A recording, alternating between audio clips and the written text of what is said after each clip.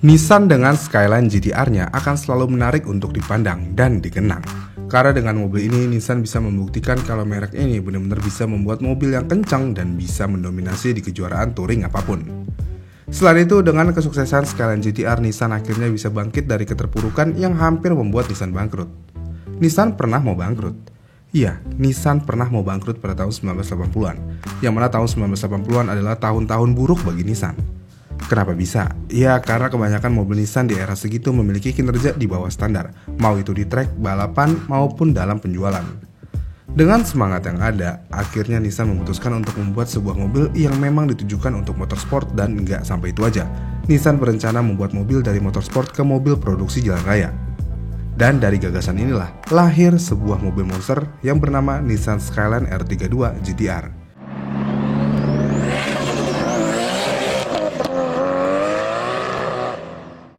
Badge GT-R memiliki sejarah yang kaya dalam dunia motorsport.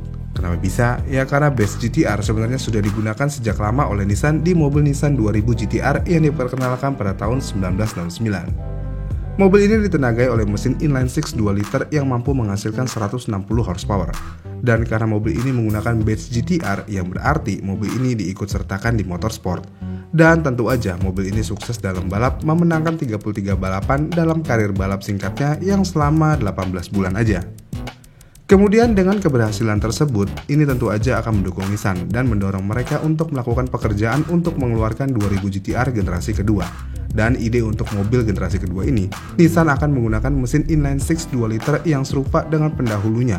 Namun untuk generasi kedua ini sudah dilengkapi dengan fitur sporty seperti rem cakram di bagian depan dan belakang mobil, yang pada akhirnya mobil ini diperkenalkan pada tahun 1973. Tapi sayangnya mobil ini seperti salah waktu pas peluncurannya, karena di tahun tersebut pas banget lagi ada krisis bahan bakar atau krisis bensin, yang berarti dengan kondisi krisis bahan bakar ini tentu aja akan menyebabkan permintaan akan mobil sport merosot dengan cepat.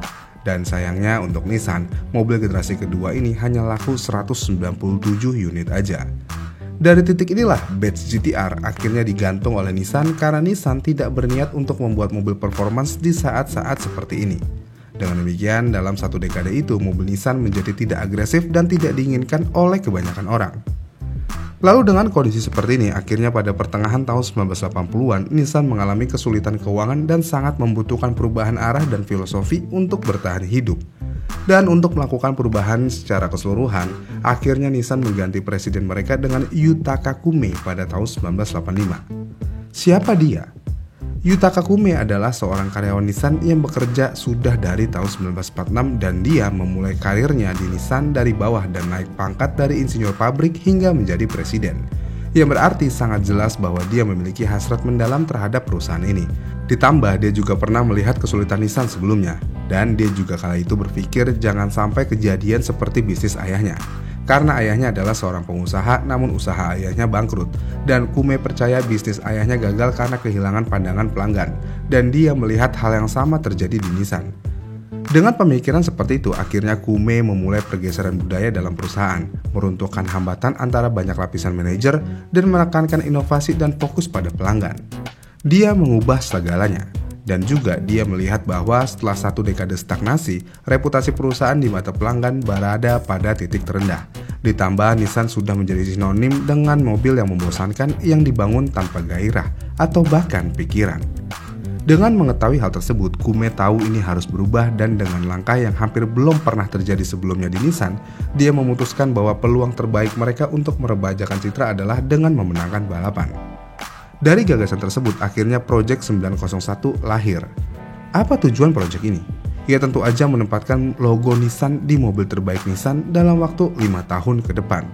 Ambisi yang sangat luar biasa dari Nissan.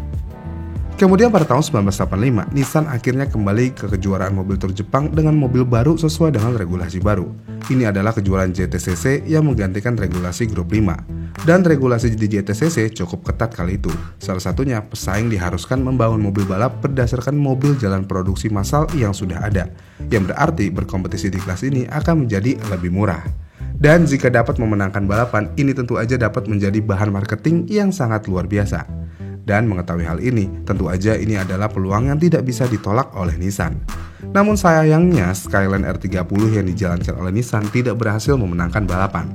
Bukan hanya tidak memenangkan balapan aja, karena mobil ini benar-benar di posisi paling belakang pada tahun 1985, yang berarti Nissan kalah dari Honda dan Toyota hingga BMW dan Volvo. Dan ini bukanlah yang dibutuhkan Nissan untuk membalikan keadaan. Kemudian setelah kondisi yang suram tersebut pada tahun yang sama yaitu 1985, Nissan langsung memperkenalkan Skyline R31 untuk dijual di jalan raya.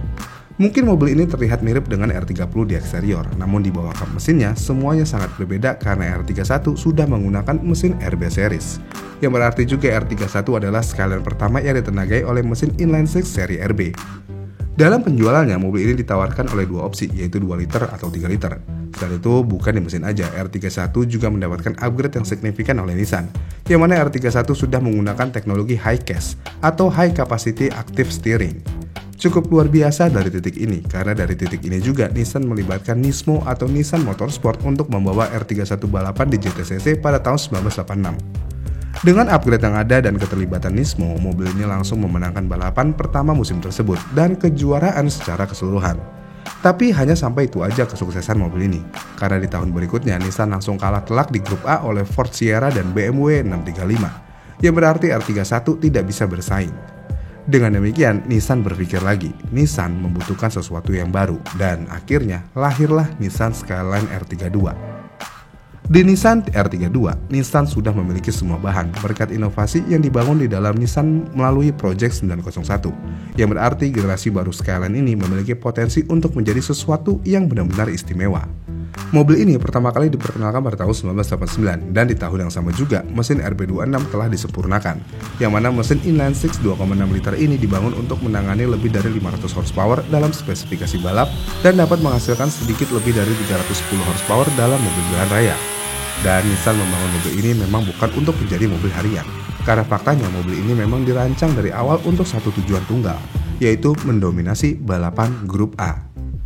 Selain itu, untuk menyempurnakan mobil ini, Nissan juga banyak belajar dari Porsche 959 bahwa penggerak 4 roda adalah cara terbaik untuk membangun mobil balap sesungguhnya.